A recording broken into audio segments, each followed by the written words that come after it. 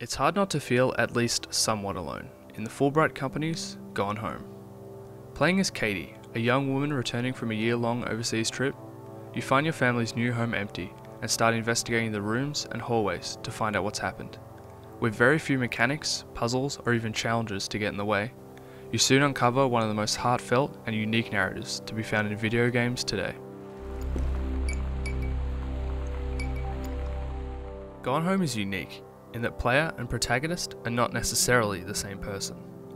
Although seen through the eyes of Katie, the narrative focus is undoubtedly on Samantha, her younger sister, whose disembodied voice speaks to you as you pick up secret letters, school reports, and homemade comic books. Dear Katie, so much has changed, even just since you've been away. We moved into this house. I'm at a new school, and my big sister being gone for a year doesn't make it any easier.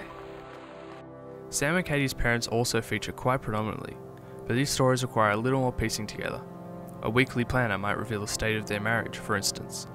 It's a fantastic exercise in non-traditional narrative, where the personalities, anxieties, and lives of people can be determined by how messy their rooms are, what music they're last listening to, and what they try to hide from others. The game allows some of Katie's personality to poke through as well, playing with its form by providing alternative textual descriptions of objects. Sam's narrative arc traces her journey of identity as she discovers who she is and what impact this will have on the rest of her life. Other themes, like alcoholism, love, and redemption, also persist, and it's quite incredible to experience these ideas not through direct interaction with the characters, but with what they leave behind. As you sift through the lives of your family, much of the storytelling occurs in your mind as you imagine the scenarios that the letters and objects describe.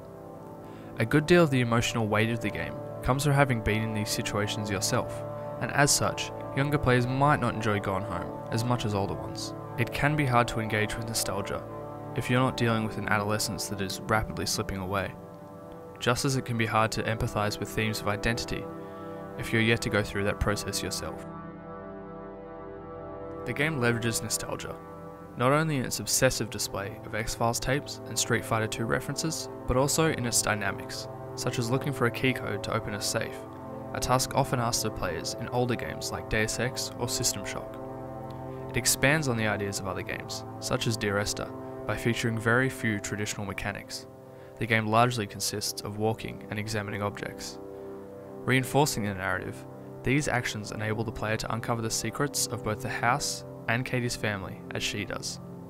The relatively slow movement speed and clever use of lighting and detail allow Fulbright to direct the player to certain areas of the house, and shortcuts open up over the course of the game which recontextualizes certain rooms and objects. By setting the game in an abandoned house on a dark, stormy night, Fulbright uses horror tropes to make you feel like a teenager again. With dark rooms and hallways around every corner, the game returns you to that time between childhood and adulthood, where you know logically that there's no such thing as ghosts, but that doesn't stop you from leaving every light in the house on, just in case.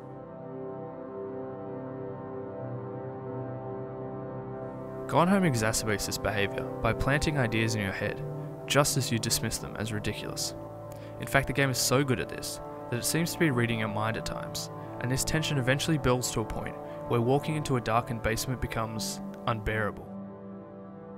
Gone Home is an important game. Like Dear Esther and similar games before it, it suggests that perhaps what we do with our hands in video games doesn't have to involve violence. Maybe realistic can mean issues that we all have to deal with. Issues that maybe don't involve life or death, but are important nonetheless.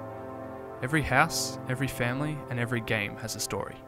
This is one that's worth experiencing.